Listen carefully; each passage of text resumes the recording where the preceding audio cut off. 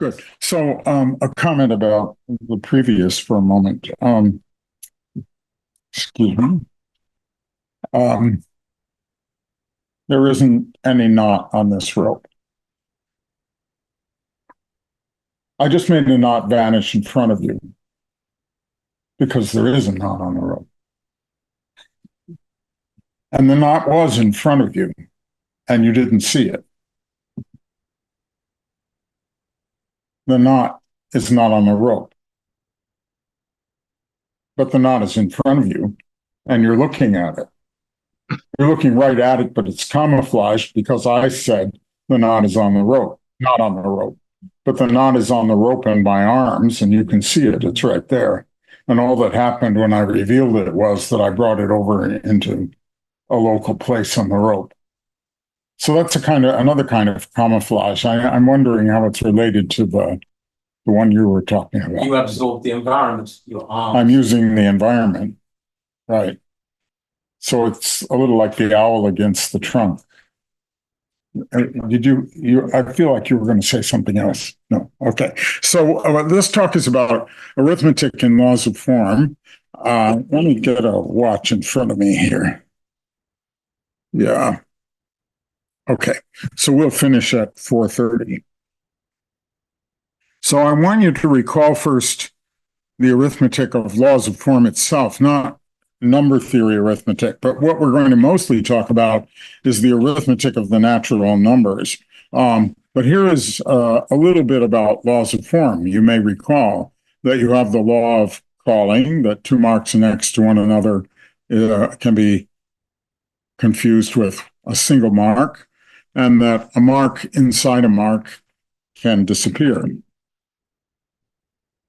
And then another part that you may or may not have thought about recently is the fact that if you write an expression in laws of form, you can find out without using the laws of calling or crossing what the value of that expression is. And the method, as explained by Spencer Brown early on, is you use letters, one for the unmarked state and one for the marked state, and you assign unmarked states to all of the deepest places in the expression, the empty crosses in the expression, and then you apply the crosses. So when you cross from the unmarked state, you become marked. When you cross from the unmarked state, you become marked.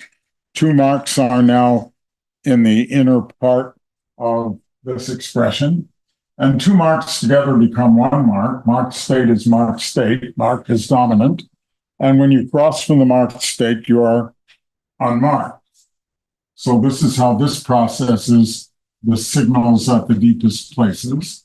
And over here, the signal at the deepest place was processed and became marked, and unmarked together with marked becomes marked. And that tells you that this expression is marked without using the laws of calling or crossing, except symbolically in relation to those letters.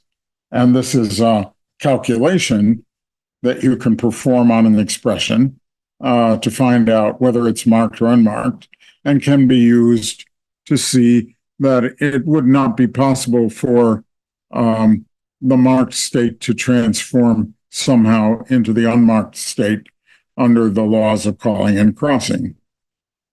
So any expression can be evaluated by sending unmarked signals from its deepest spaces. And I want to talk about that in relation to natural arithmetic. But let's first look at how Spencer Brown, I have more here. This is more of the same. Let's look at it for a moment. It's just more of the same examples. If you had a stack of marks, it would go unmarked, marked, unmarked, marked, unmarked, marked, and finally unmarked in this case, because there are an even number of marks there. And so you can see how another feature of this method is that you didn't actually need to be able to count in order to evaluate an expression using it. You only needed to be able to apply the cross to the unmarked and get mark, or apply the cross to the mark and get the unmarked state. So these are just some more examples. And that's enough of that, I think. Now let's look at how Spencer Brown talked about natural number arithmetic in an appendix, which is published in some of the versions of Laws of Form. So one way, you begin with these expressions: a mark, a crossed mark, across 2 marks, across 3 marks, and so on. And we'll say that at least under a mark, the law of calling is not allowed, so that 3 marks doesn't reduce to a single mark, and 2 marks doesn't reduce to a mark. But the law of crossing is generally allowed. Anything under double cross will be equal to that thing. And then let me put it this way, but it will become a little more precise later, that transposition, or you might say distribution, is allowed when needed. And then multiplication will happen by putting the expressions next to one another. And now let's see if that works by proving that 2 times 2 is equal to 4 along the bottom of the slide. So 2 times 2 is 2 next to 2, and then we distribute. I'll say distribute rather than transpose, if you don't mind. So we distribute this guy into the 2 interior boxes here, and then the law of crossing applies, and these boundaries disappear, and we have 4 of them. And 4 is 4, and we've proved that 2 times 2 is equal to 4. Okay? I hope you're happy with that. And now what about addition in this space? Addition is defined by x cross y cross all. And does that make sense? Let's see. Let's try 1 plus 1. So 1 plus 1 is 1 plus 1. And then we have to put that inside this framework. So we put the 1 in a box and the other 1 in a box and that in a box. And then you see the law of crossing ensues and gives us 2. In fact, since the law of crossing was supposed to be there originally, this is unmarked, right? Double cross is unmarked. 1 is unmarked. 1, the unit for our addition, is the unmarked state here, right? And that makes sense because multiplication was putting it next to, right? So 1 times anything should be that thing. And if double cross is 1, it's nothing, and you didn't do anything. So 1 times anything is that thing is working fine. And we just checked that 1 plus 1 is 1. But you see, you could have said 1 plus 1 is 1 under a box, 1 under a box under. And then these 1s are nothing. And that's 2. So the 2 arose out of 1, 1 plus 1, through the framework of what addition is. And that's how you got to 2 here. It's hard to get to 2. 2 is a long way from 1. What else do we see? X plus 1 is x cross, cross, cross, and you can see how that works. X times 1 is x times nothing, which is just x. Double cross 1 is the multiplicative void, the value of the multiplicative void. When you multiply by 1, you didn't do anything. Single cross 0 is the additive void. When you add 0, you get nothing. When you multiply by 0, you get 0. Now, how did that work? Multiplying 3 times 0, 3 times 0. This distributes inside, and they all go away, and you just get 0. If you add 0, well, then the 0 appeared here. That was 1 cross, right? And that goes away. And then 2 of these drop out, and you're left with 3. So 3 plus 0 is 3. It's working. It's working. And then he kind of pulls the rug out from under you a little bit by saying, well, I could have done it another way. I'm really reading that appendix to you a little bit, right? If you ever looked at it. And he says, well, we could have done it this way. We could have said that 0 is the unmarked state, and 1 is the marked state, and 2 is 2 marks, and 3 is 3 marks, and it goes on like that. And then the product is going to be, the juxtaposition is going to be the sum. Remember before, the juxtaposition was the product, but now the juxtaposition is the sum. And the cross, cross, cross is the product. They're flipped. And it's still working. For example, 2 plus 2 is 4. That's the simplest possible derivation of 2 plus 2 is 4. You take two things and you put them next to two things, and you have four things.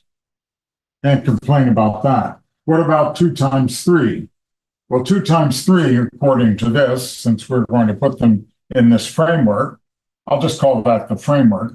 We put it in the framework and we get a 2 and a 3, and then we have to distribute. And when we distribute, we take the 3 and put it in twice underneath there. And now this space is empty. And now you have a double cross here and a double cross there and a double cross there. And it all goes away and you just have 6. So it's working. And what about multiplying by 0? I take 0 times 3. Now 0 is the unmarked state. You have to remember that. But I have a symbol for it here. And I'm multiplying, and multiplication is putting it in the framework. So I put it in the framework, and then I let go of 0 into the unmarked state. And then I have this, and then I distribute, and then these go away, and these go away, and it all goes away, and it's 0. So it kind of reminds you of other things that you might have seen, like somebody, it shows you a knot, and it disappears. It's a little confusing, isn't it? But it's working, and you can experiment with it, and it does work. So then GSB goes on and he says, well, in fact, we have these two ways of thinking about it, and we have a mapping from one to the other. You can cross and go from here to here. And when you do cross and go from there to there, then what is addition in this context looks like multiplication in this context. And what is multiplication in this context looks like addition in the other context. And so we have a precursor to the logarithm. And then you can begin to think about how this might work in relation to numbers and logarithm and other entities, the exponentiation and other things that occur in arithmetic. And that is more or less how it begins and ends in that appendix. And it helps to sit down and draw some of these and see them working. But there's something puzzling going on here about, does this really work? In fact, it's the same kind of puzzling that you could have right at the beginning of laws of form, of worrying, well, what about these laws of calling and crossing? Are they compatible with one another? Or is there something that could just fall apart here? And that got resolved in laws of form by sending signals up through the void. Well, we can do the same thing here. So what I'm going to talk about is the following idea, that we're going to have two kinds of spaces. We're going to have multiplicative spaces, where what you do in a multiplicative space in order to multiply is put things next to one another, and that will correspond to multiplying them. And additive spaces, where what you do in an additive space in order to add two things is put them next to one another, and they will get added. And if you cross from a multiplicative space, you end up in an additive space. And if you cross from an additive space, you end up in a multiplicative space. So the distinction that I'm talking about is the distinction between multiplication and addition. And these will be represented by contextual spaces, spaces in the plane, and values of numbers will remain the same. If you cross from the number 3 in a multiplicative space, you end up in an additive space, but still it's the number 3. And it's exactly the same. This part, this idea, is making a little more words about this mapping that I'm talking about here, where if you take this crossing and you cross the number 3, it's still the number 3. But if it started in the multiplicative space, it will end up in the additive space. And if you started it in the additive space, it will end up in the multiplicative space. Oops, too far. All right. So then we can calculate by sending signals up from the void spaces, just like we did in laws of form. We start in the deepest space. Oh, excuse me. Now, I'm going to begin by saying that I have this expression here, and that it's in a multiplicative space, as it was in the beginning of our talk when we were looking at the first version in laws of form. And we want to see that it comes out 2. So multiplicative space, then this would have to be an additive space, and these two are multiplicative spaces. Being multiplicative spaces, we put in here the value of the void for a multiplicative space. The value of the void in a multiplicative space is 1. The value of the void in an additive space is 0, right? So 1 and 1 are in the bottom. 1 crosses to become 1 here, 1 crosses to become 1 here, and those two 1s are in an additive space. They add and become 2 in a multiplicative space. And that is the corresponding signal processing version of calculating that this is 2. If we had put 0 in an additive space, it would come out 0. And so that means that a mark in a multiplicative space is a 0, which is what we had before also.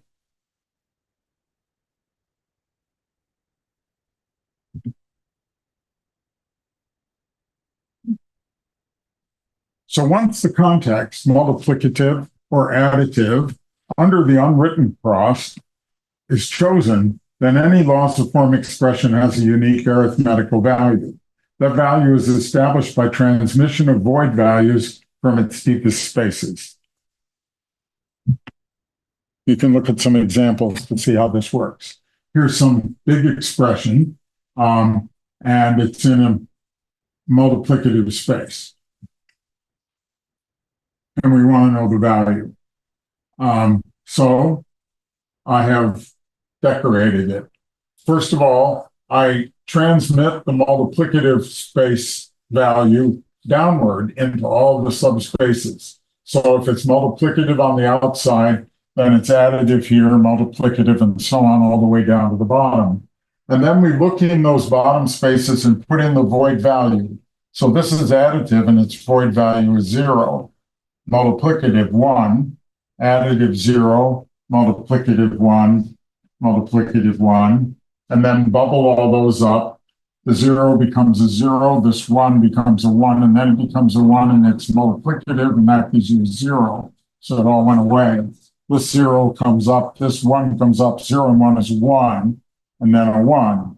And then we added 0 and 1, and we got a 1. And this one transmitted a 1, and we're in a multiplicative space, so it's equal to 1. And so it gets a well-defined value. And then all the rules that we were looking at before about when to distribute or when not to distribute, and when 2 marks might condense or not, they all follow from this way of thinking. So, for example, in a multiplicative space, it is the case that distribution works. And you can see how that's working by thinking about it a little bit. You started out in a multiplicative space, and you have somebody here already, values already given. And this is additive and this is multiplicative. These A's come up, but then they're in an additive space, so they get added. And then you're in a multiplicative space, and so you multiply by C. And when you take A plus B and you multiply it by C, you get AC plus BC. So if you had started with AC and BC down in here, you would have added AC and BC here and gotten the same result. So this is showing you that this rule is true in a multiplicative space. Wouldn't be true in an additive space. More examples if you like. You can have some fun. So looking at arithmetic this way, we can see that creating it is more subtle and simpler than just banishing the law of crossing. Um, um, an example that we saw before, if you're in a multiplicative space, then a mark is zero. We had that before. The mark is zero, but zero times zero is zero. So you didn't really banish the law of calling. What happened here? Maybe we should go all the way back to the earliest slide.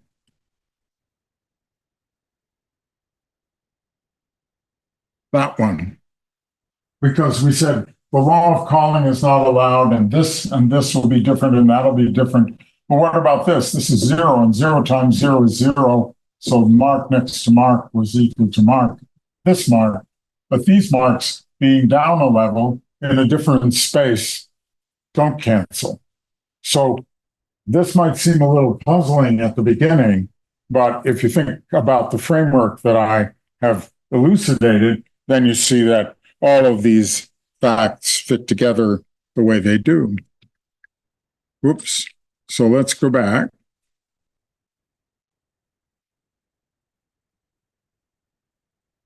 That's the slide, right. So here we're in the multiplicative space. That's where we were. That's where we started. And if you take multiplication by zero, then you get zero, of course. And if you take zero times zero and think about it, you're supposed to take that mark and distribute it in, but there's nobody to distribute it to, so it just goes away. And you get zero. So there's more to say about arithmetic and its architecture. But in this talk, I want to make the transition between this way of thinking to problems in number theory that are not necessarily directly affected by this way of thinking about number theory. But GSB himself is thinking about number theory in a lot of different frameworks. And this framework is one of the ways in which he thought about number theory, to connect it to laws of form itself. And I think it's a very interesting question to ask, how does this way that I just showed you of thinking about number theory, basically Spencer Brown's way of doing the natural numbers, and connecting it directly to laws of form, but how is it related to thinking about number theory more generally?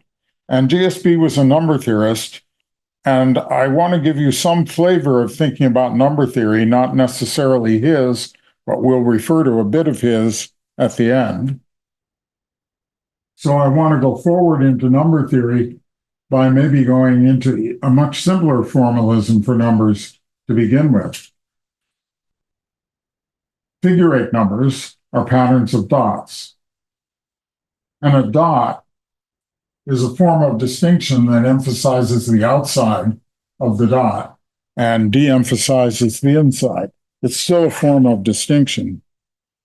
And figure eight numbers are perhaps more familiar to us than attempting to make natural numbers fit perfectly into laws of form.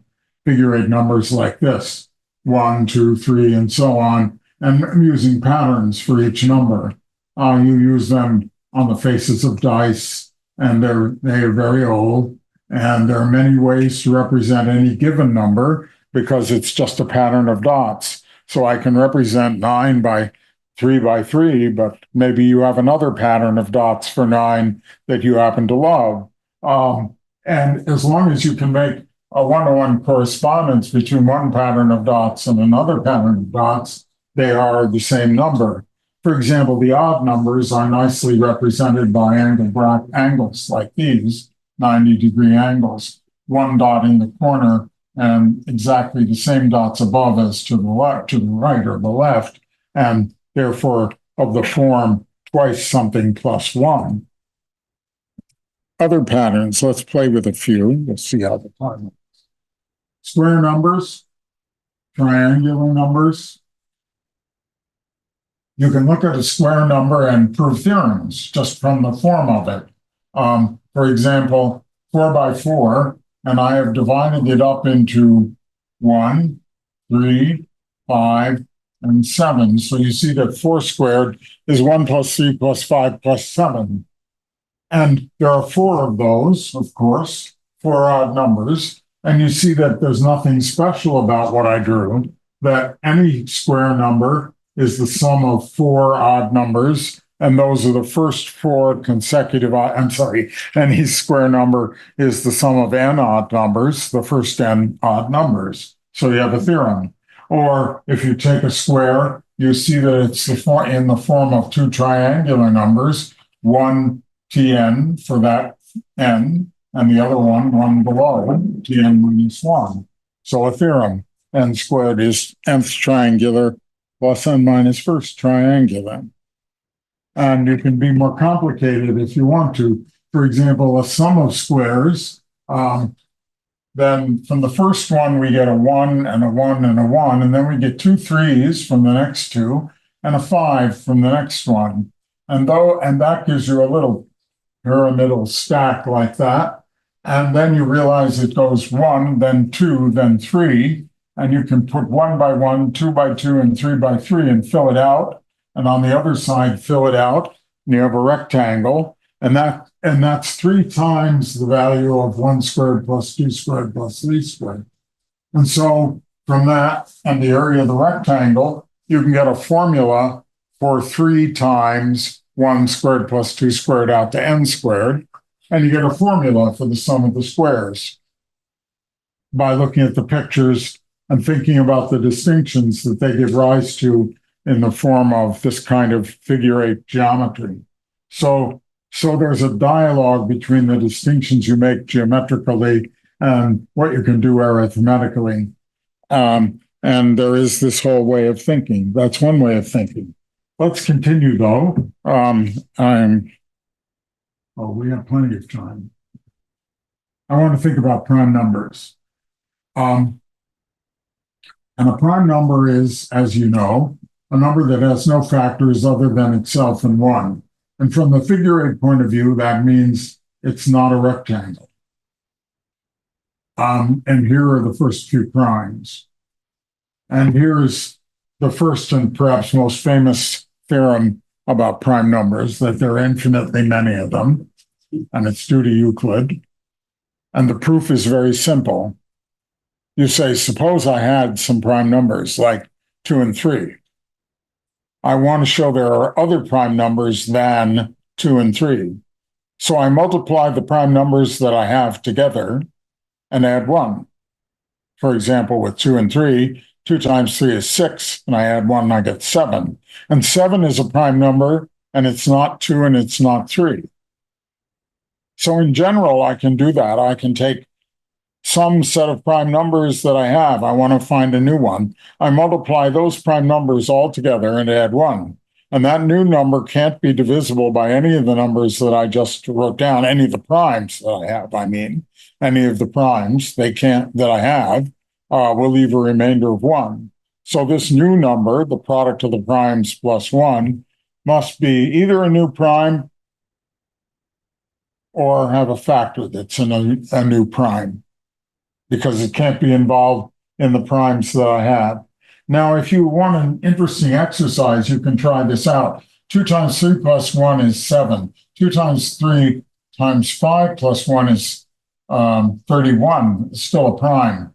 2 times 3 times 5 times 7 is 211. But you'll find out that one's still a prime. But I think if you go to 11 and do it, it factors, but it gives you some new primes. So you're going to have some fun with this. Euclid, there's still some fun to be had with Euclid's proof, old as it is. For example, you can produce a beautiful series of numbers out of these by taking all the primes up to a point and adding 1, and then getting a prime out of that, getting a prime factor out of that. You will have infinitely many primes. But there are lots and lots of questions that you can ask about the primes that you get that way. Now we start getting into more serious territory. Is 137 prime? Well, suppose it factored into A times B. Then I claim that one of those factors must be less than the square root of 137. Because if both of them were bigger than the square root of 137, then their product would be bigger than 137, and so one of them must be less. So that means that if I want to find out whether 137 is prime, all I have to look at is all the primes up to the square root of 137. The square root of 137, well, let's see, 11 squared is 121, but 13 squared is 169, so I can go up to 11. I don't have to go up any higher than 11. So if I want to look at 137, then I need to look at the primes 2, 3, 5, 7, and 11. And I have to ask, do any of those divide 137? I leave it to you to check that none of them do, and then we're done. 137 is a prime.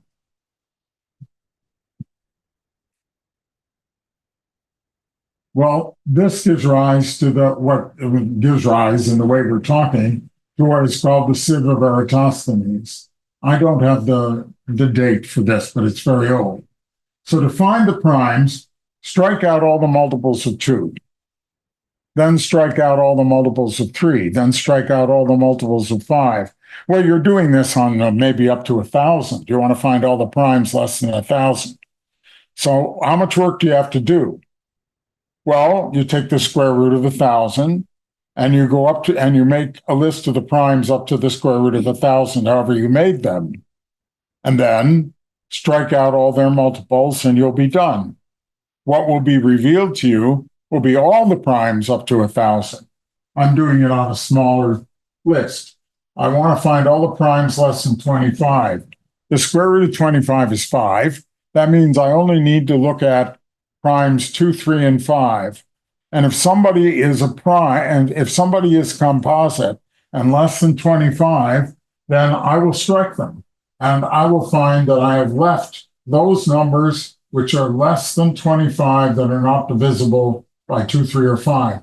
But they are necessarily primes. I only have to use the primes up to the square root to find all the primes up to 25.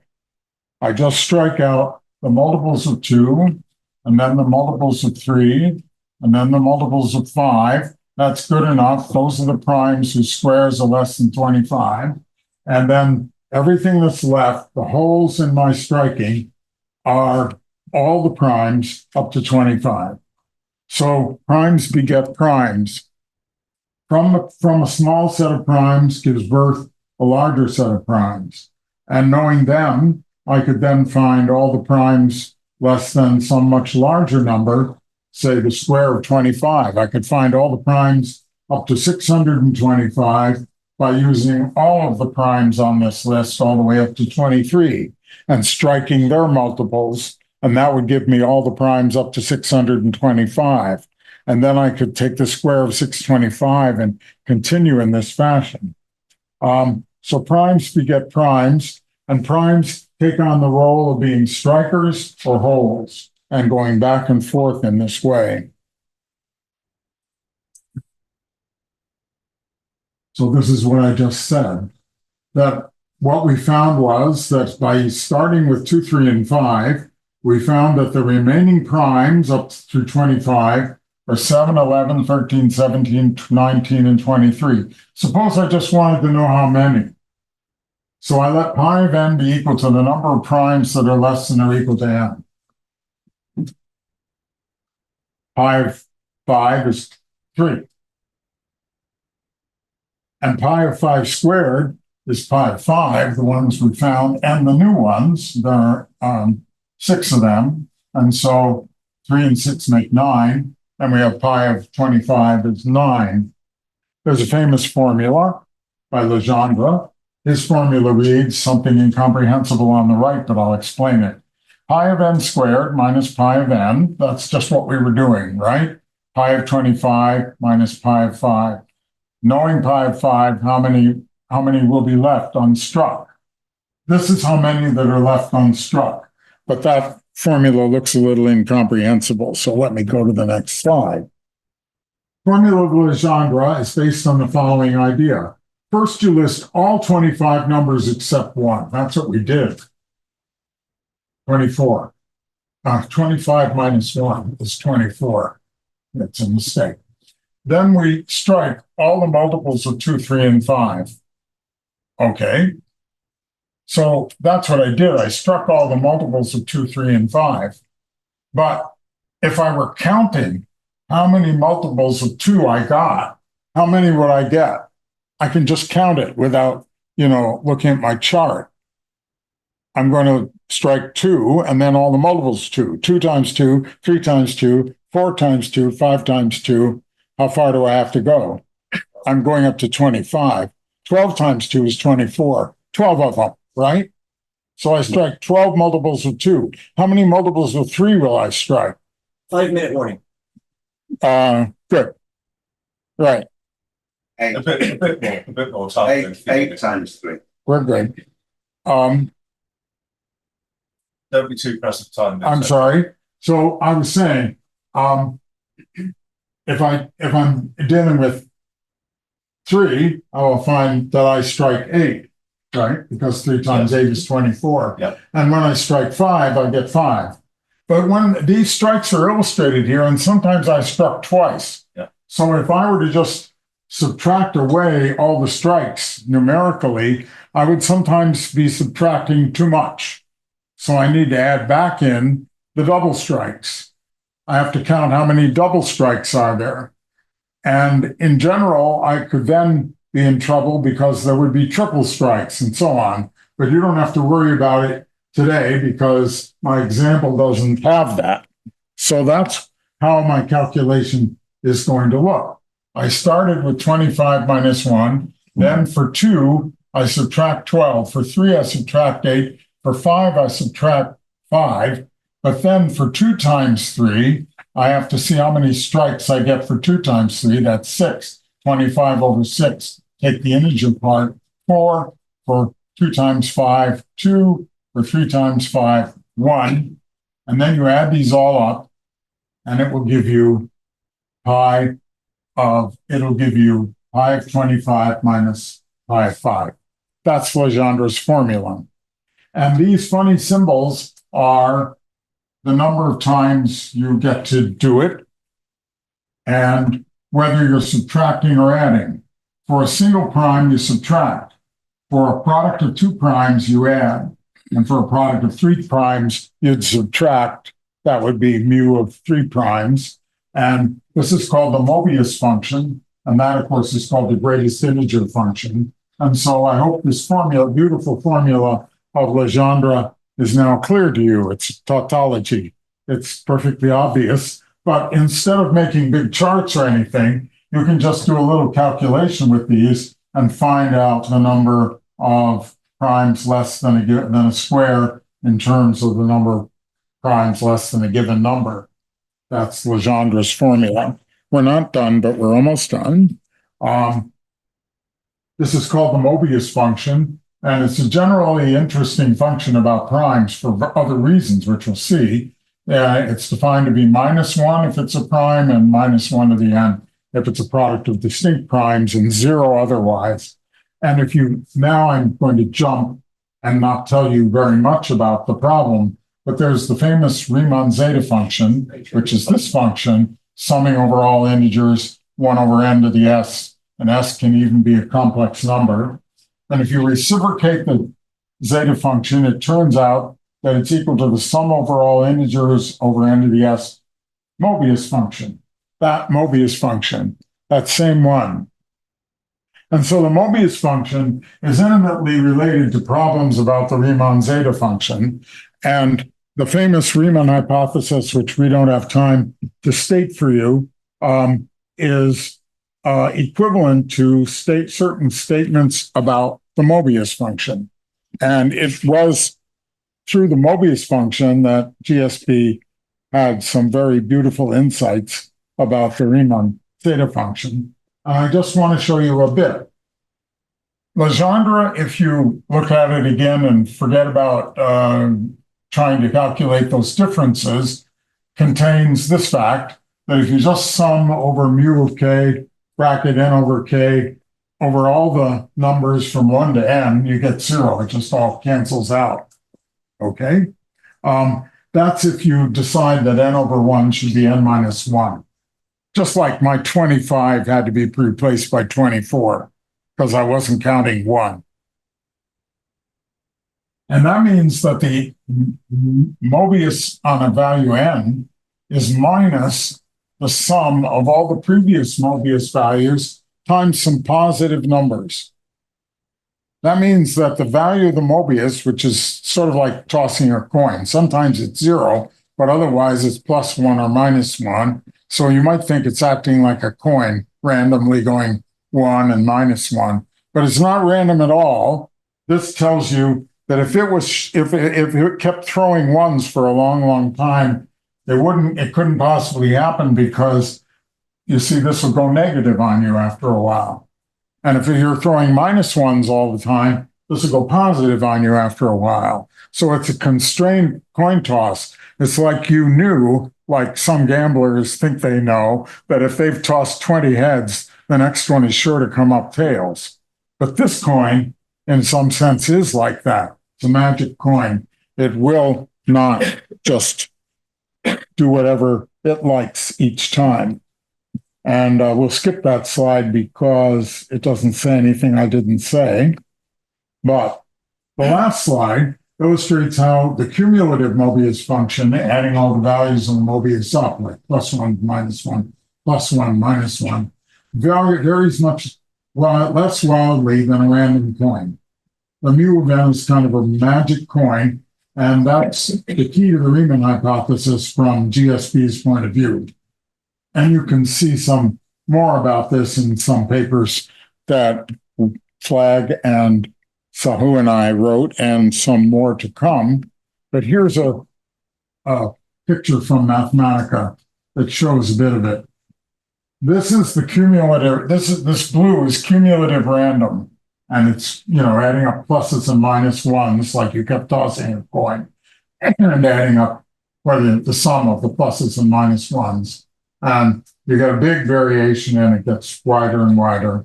And the yellow, the gold in here is the value with the Mobius function varying much more sedately. And whenever it gets pulled up high, it starts getting pulled back down, pulled up high, pulled back down, like I was telling you, because of the feedback, the negative feedback. And in some sense, in some future sense, I say you're looking at the proof of the Riemann hypothesis when you look at this picture. So I'll stop there.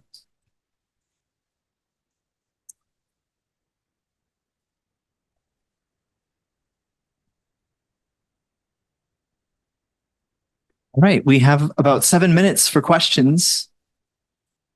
Okay. Lou, just asking for clarification on the last slide. Do I understand correctly that if you could prove the yellow line never jumps out of the blue, then you would have proved the hypothesis? Is that correct? That probably would be strong enough. If it's The thing you need to prove is a certain limiting statement, which of course goes across everything you're not seeing to the right there off to infinity. partial sums are bound by the square root. Partial sums are made. It might, in fact, I mean, I doubt it, but it might be that somewhere along in here it jumps out of this. But then you'd have to be sure that it didn't have enough density of jumping out of it. That's why I can't just say that's the proof of the Riemann hypothesis, because GSB's magic coin behaves better than an ordinary coin. You have to actually do some analysis. Like an older question that came up was, does this jump out beyond the envelope of the square root? And people thought it didn't, and then eventually someone showed that it did, way out there somewhere. And then it's a question of with what density does it jump out, if it does jump out. Could